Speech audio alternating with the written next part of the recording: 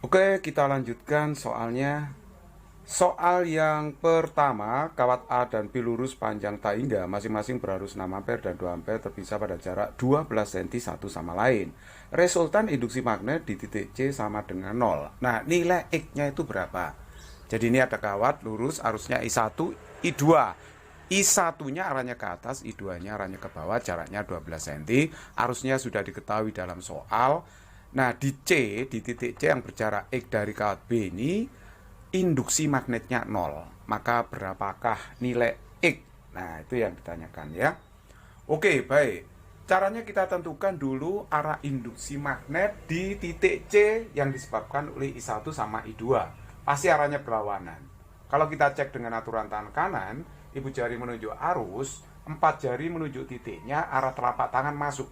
Jadi arah induksi magnet B1 arahnya masuk. Sedangkan B2, nah I2-nya ditunjukkan ibu jari begini, 4 jarinya menunjuk titiknya.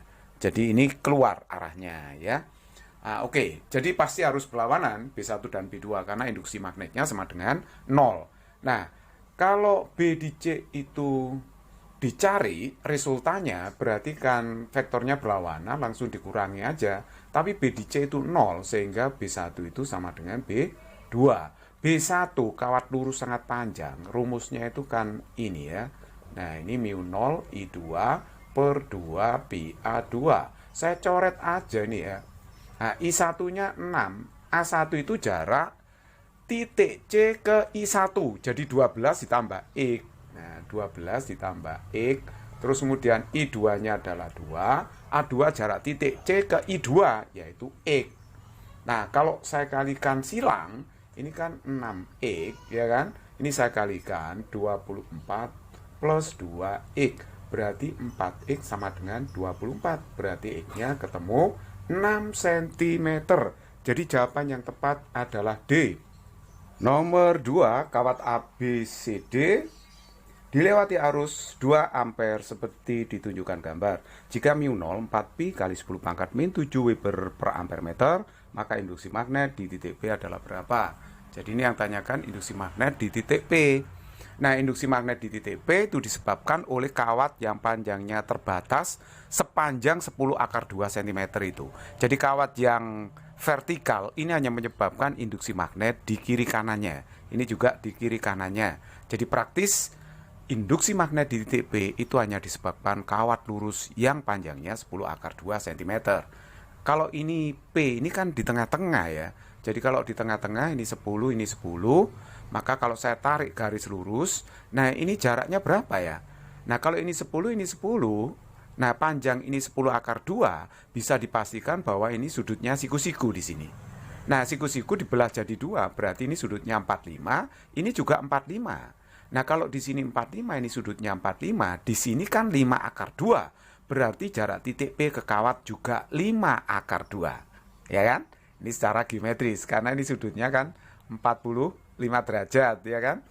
Nah oke, jadi sudah tahu jarak titik P ke kawat lurus yang mendatar ini.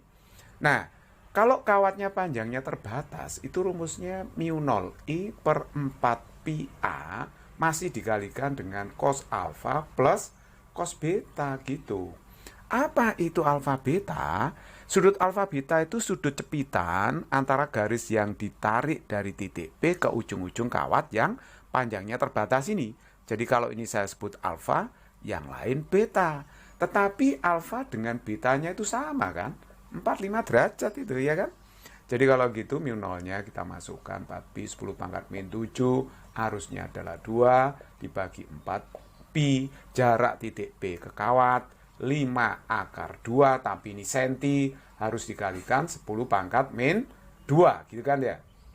Oke, terus kemudian dikalikan dengan cos alfa. Cos 45 itu setengah akar 2. Ini juga setengah akar 2. Nah ini kan akar 2 dicoret sama ini ya kan. Nah 4pi juga dicoret ini. Jadi kalau begitu dapatnya adalah 2 per 5 itu 0,4. Ini dibagi itu 10 pangkat min 5. Berarti ini 4 kali 10 pangkat min 6 Tesla. Boleh juga ditulis 4 mikro Tesla. Nah, jadi jawaban yang tepat di situ adalah D. Oke, nomor 3, kawat yang bentuknya seperti tampak pada gambar dialiri arus I 6 ampere.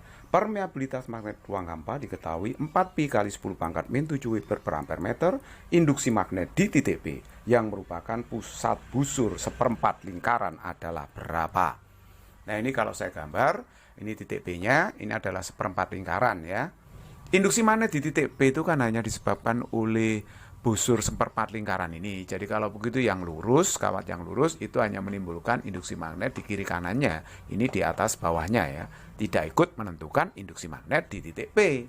Nah, sekarang kalau begitu kita tentukan dulu arah induksi magnet di titik P yang disebabkan segmen kawat satu dan segmen kawat yang kedua. Karena arusnya melingkar, kita remas. Nah, seperti ini. 4 jarinya meremas arus, ibu jari menunjuk kita ya. Menunjuk penonton, menunjuk pembaca. Jadi keluar bidang tegak lurus itu simbolnya adalah dot.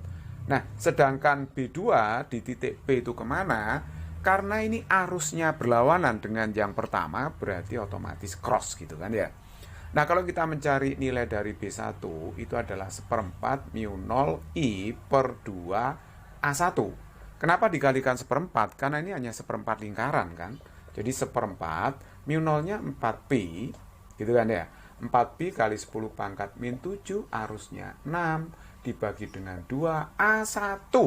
Itu adalah 4 cm, 4 10 pangkat min 2. Lanjut, jadi 4-nya ini dicoret, ya kan, dicoret, terus kemudian 6 per 2 itu 3 per 4, 0,75. Ini 10 pangkat min 5, berarti hasilnya adalah 7,5 pi kali 10 pangkat min 6 Tesla. Nah, seperti itu ya. Oke, terus kemudian yang B2. B2 itu seperempat kali mu 0 kali I per 2A2. Jadi seperempat, mu 0-nya 4pi kali 10 pangkat min 7, arusnya 6, dibagi 2, A2-nya 5 cm ya. Jadi 5 kali 10 pangkat min 2 meter. 4-nya dicoret saja ya kan. Nah, terus di sini berapa ini? Ini 10. 10 dikalikan 10 pangkat min 2, 10 pangkat min 1. Berarti ini hasilnya 6pi kali 10 pangkat min 6 Tesla. Nah, lebih besar B1 daripada B2. Karena vektornya berlawanan, berarti B resultan di P itu adalah B yang besar dikurangi B yang kecil. Sekali lagi, vektor berlawanan dikurangi resultannya ya. Jadi ini 7,5 pi dikurangi 6 pi. Itu kan 1,5 pi. Dikalikan 10 pangkat min 6 Tesla. Nah, ini kan sama aja dengan 1,5 pi mikro Tesla. Jadi jawaban yang tepat adalah A. Oke, nomor 4, 2 buah kawat melingkar yang terbungkus bahan isolasi tipis diletakkan dengan posisi seperti pada gambar. Kedua kawat diberi arus sama besar. Bila induksi magnet di titik O yang disebabkan salah satu kawat B, maka resultan induksi magnet di titik O yang disebabkan oleh kedua kawat adalah berapa? Nah, sekarang kita lihat ya, arah induksi magnet B1 yang disebabkan kawat 1 yang mendatar itu bisa kita pakai aturan tangan kanan untuk menentukan arahnya.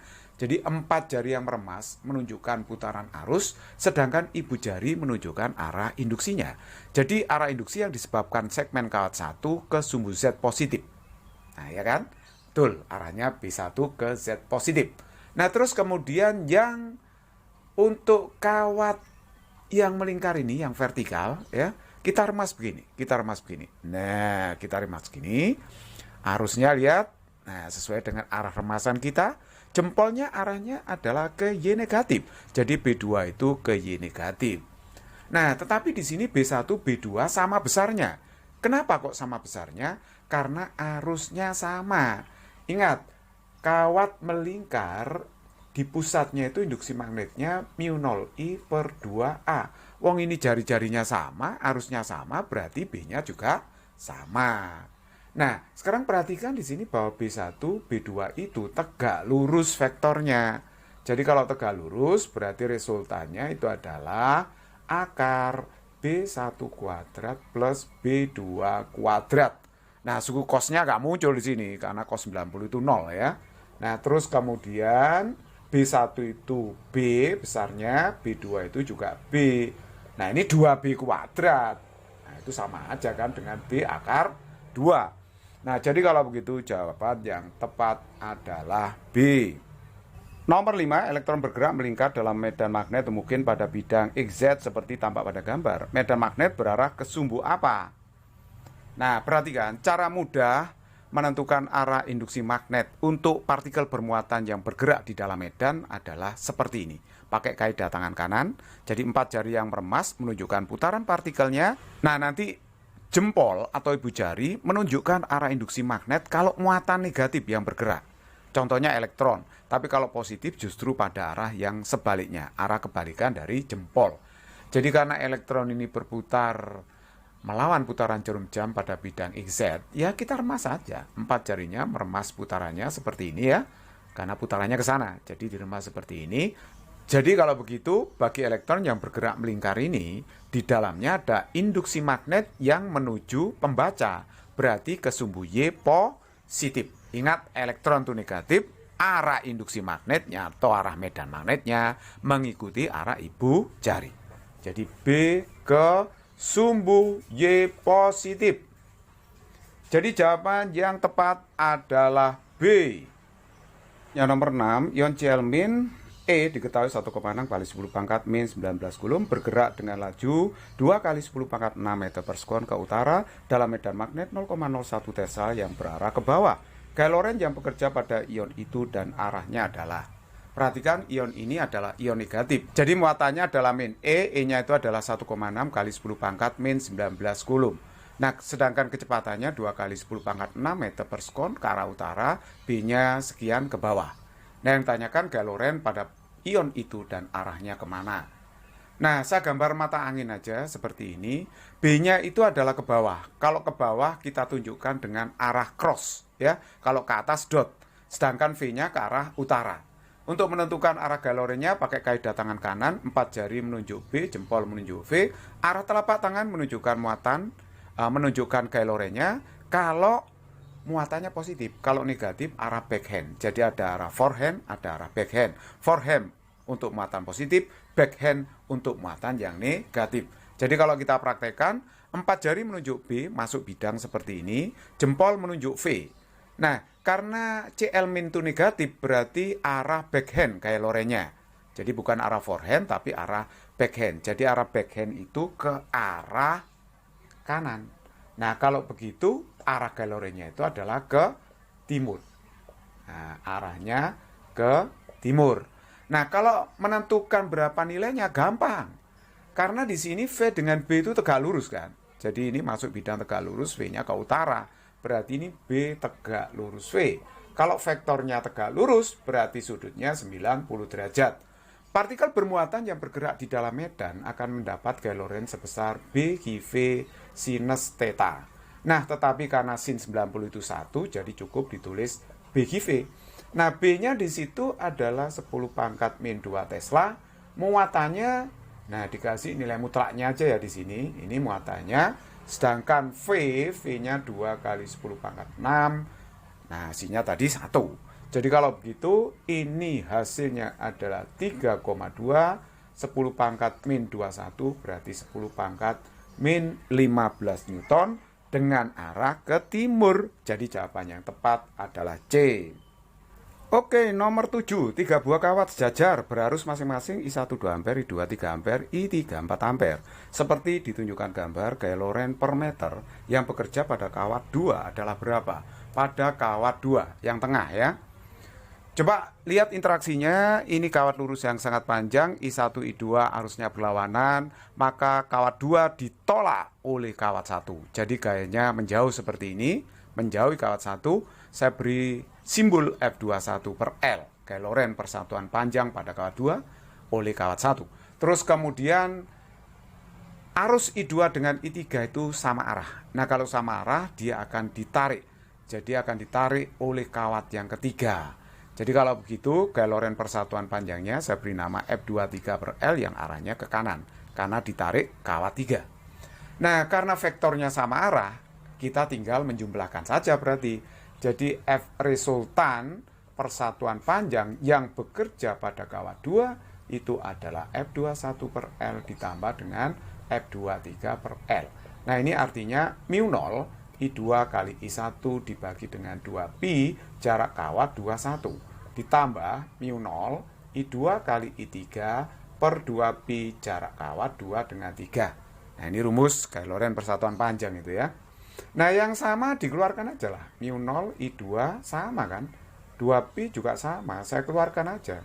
Jadi ini I1 jarak kawat 21 terus plus, nah di sini I3 jarak kawat 23. Nah sekarang masukkan 4pi 10 pangkat min 7, I2 nya adalah 3 dalam soal dibagi 2pi, I1 nya adalah 2, A21, nah ini jaraknya adalah 6, 10 pangkat min 2 ditambah dengan I3 nya 4, jarak kawat 2 dengan 3 adalah 12 kali 10 pangkat min 2 meter. Nah ini kalau Anda hitung hasilnya adalah 4 kali 10 pangkat min 5 Newton per meter.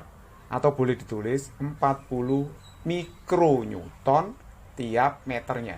Jadi per meternya mendapat gaya 40 mikronewton. Jadi jawaban yang tepat adalah B. Oke, nomor 8, bila kutub utara magnet batang digerakkan mendekati ujung kumparan seperti tampak pada gambar, maka dalam kumparan tidak ada medan magnet induksi. Nah, kalau tidak ada medan magnet induksi, berarti tidak terjadi arus induksi. Apa benar? Nah, kalau ini ada magnet batang digerakkan mendekati kumparan, otomatis kumparan ini akan menerima medan magnet lebih banyak. Kalau medan magnet yang diterima lebih banyak dari magnet batang ini, yang disebut sebagai medan magnet eksternal, maka automatically ada perubahan flux di dalam kumparan.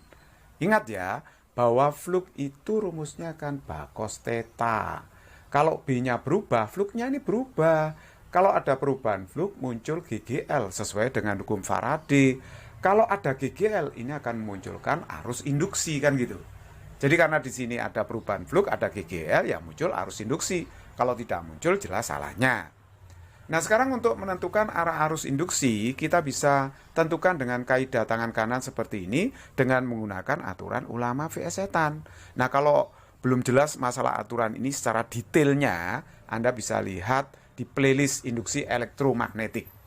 Nah sekarang perhatikan ya di sini aturan ulama VS setan. Kalau ini kutub utara, ulama berarti bacanya ini ulama, ini setan. Kalau ini ada ulama mendekati ujung kumparan, maka ujung kumparan ini akan jadi ulama. Jadi ujung kumparan ini bisa kita anggap orang yang mudah terpengaruh lingkungan ya. Didekati orang baik akan jadi baik, didekati orang jahat jadi jahat. Ulama itu lambang kebaikan, ya kan? Jadi kalau didekati orang baik tentu ini akan jadi baik. Kalau yang ini menjadi ulama, yang lain setan ya. Nggak boleh kalau ini ulama, ulama lagi. Kalau ini sudah menjadi kutub utara, yang lain kutub selatan. Nah sekarang, ibu jarinya Anda tunjukkan ke ulama. Karena yang baik itu ulama, bukan setan kan. Yang baik ulama, kamu baik ulama, baik sekali kamu beri nasihat pada saya. Nah terus kemudian diremas, remas seperti ini. Jadi jempolnya ke ulama, bukan jempolnya ke setan loh ya. Kalau jempolnya ke setan, Anda pemuja setan, ya kan. Nah, tidak boleh. Kita harus berpihak pada ulama. Jadi yang baik itu ulama, tangannya meremas-remas. Remasan 4 jari tangan saya tadi seperti ini ya. Nah, seperti itu. Akhirnya keluar di sini. Jadi kalau begitu terlihat arusnya, kalau dalam hambatan R itu dari P ke G ya. Katanya itu terjadi arus induksi yang mengalir dari P ke G dalam hambatan R. Ya langsung berarti jawaban yang benar itu B. Oke, soal berikutnya, kawat persegi panjang digantung di langit-langit dengan benang. Di bawah kawat persegi panjang itu diletakkan kawat lurus sangat panjang berarus I seperti ditunjukkan gambar. Jika I diperkecil, maka apa jadinya? A. Tidak akan terjadi arus induksi dalam kawat persegi panjang karena tak ada perubahan flux magnetik. Perhatikan ya di sini ya. Kawat lurus berarus I yang sangat panjang ini akan menimbulkan medan magnet yang menembus bidang kawat persegi panjang ini. Nah, coba perhatikan di sini medan magnet misalkan di sini katakanlah pada jarak tertentu, jarak A. Medan magnetnya kan ini B mu 0I per 2pi A, ya kan? Nah, apakah ada perubahan flux yang diterima oleh bidang kawat persegi ini? Ya kita lihat, arusnya katanya diperkecil. Kalau arusnya diperkecil berarti medan magnetnya berubah ini. Kalau medan magnet eksternal yang diterima oleh kawat persegi panjang itu berubah, tentu saja itu akan menyebabkan perubahan fluk. Perubahan fluk akan menimbulkan gegel induksi, dan gegel induksi tentu saja akan menimbulkan arus induksi. Medan magnet yang disebabkan kawat lurus panjang disebut medan magnet eksternal. Jadi medan magnet eksternalnya itu akan mengecil karena I-nya mengecil. Nah, arahnya kemana medan magnet eksternal yang menembus bidang persegi panjang ini? Ya jelas arahnya keluar. Kita cek dengan kaidah tangan kanan. Ibu jari menunjukkan arus, 4 jari menunjukkan kedudukan titik yang dicek arah induksinya. Arah telapak tangan menuju Anda. Itulah arah induksinya. Berarti dot ya, karena menuju Anda. Nah terus kemudian perhatikan di sini. Kalau I-nya itu diperkecil, B eksternal mengecil. Hukum Lenz itu mengatakan bahwa kalau B eksternal itu mengecil, maka B induksi yang ditimbulkan oleh arus induksi akan memperbesarnya. Jadi karena ingin memperbesar, maka vektor B induksi itu harus sama arah dengan vektor B eksternalnya. Begitu. Arah arus induksi di dalam kawat persegi itu kemana? Pakai kaidah tangan kanan. Jadi ibu jari menunjukkan B induksi, 4 jari yang meremas menunjukkan arah arus induksinya. Jadi kalau begitu, lihat ibu jari kan menuju Anda karena dot ya. Ini dot, jadi kita remas begini. Remasan 4 jari tangan saya itu seperti ini kalau saya gambar. Nah, muternya seperti ini kan. Sekali lagi kalau saya remas, nah seperti ini. Nah, arahnya menuju Anda. B induksinya, arah jempol. Jadi 4 jari yang meremas itu menunjukkan arah putaran arus induksinya di dalam kawat persegi panjang itu. Oke, jadi kalau begitu arah arus induksi yang terjadi di dalam kawat persegi panjang itu adalah melawan putaran jarum jam. Jadi jawaban yang tepat adalah C. Oke, nomor 10, sebuah kumparan dengan jumlah lilitan 1000 dan luas penampang 1 cm persegi ditembus tegak lurus oleh medan magnet yang berubah dari 4 kali 10 pangkat min 4 Tesla sampai dengan 2 kali 10 pangkat min 4 Tesla. Jika muatan yang mengalir dalam kumparan ini adalah 1 mikrokulum, maka hambatan kumparan adalah berapa? Jadi yang tanyakan hambatan kumparan. Nah ini ada perubahan medan magnet, nanti berarti ada perubahan fluk yang diterima oleh kumparan. Kalau ada perubahan fluk, nanti muncul GGL pada ujung-ujung kumparan. GGL itu menimbulkan arus mengalir. Nah, arus itu sebenarnya apa? Arus itu adalah muatan yang mengalir tiap satuan waktu, ya kan? Fluk itu B kali A kalau B-nya menembus tegak lurus penampang kumparannya, maksimum fluk yang diterima. Nah, terus kemudian perubahan fluk di sini terjadi karena ada perubahan medan magnet. Nah, jadi kalau begitu hukum Faraday mengatakan kalau ada perubahan fluk muncul GGL. Saya tulis seperti ini. Dan ini boleh saya tulis delta fluknya adalah A dikalikan dengan delta B per delta T. GGL itu seperti hanya tegangan adalah perkalian arus dengan hambatan. Terus kemudian di sini min N kali A. Nah sedangkan delta B-nya itu adalah B2 dikurangi B1 dibagi dengan delta T. Nah arus itu adalah delta G per delta T dikalikan R min NA B2 dikurangi B1 dibagi dengan delta T. Delta T-nya ini saya coret ya. Nah, delta G-nya dalam soal sudah diketahui 10 pangkat min 6 kali R. N-nya itu adalah 1000. Luas penampang 10 pangkat min 4. B2 dikurangi B1 itu adalah minus 2. Ya kan? Minus 2 kali 10 pangkat min 4. Nah, seperti itu. Jadi kalau begitu lihat berapa nilai R-nya? Ini adalah 10 pangkat min 8, 10 pangkat min 5 dibagi 10 pangkat min 6. Jadi kalau begitu R-nya adalah 20 ohm. Jadi jawaban yang tepat adalah A.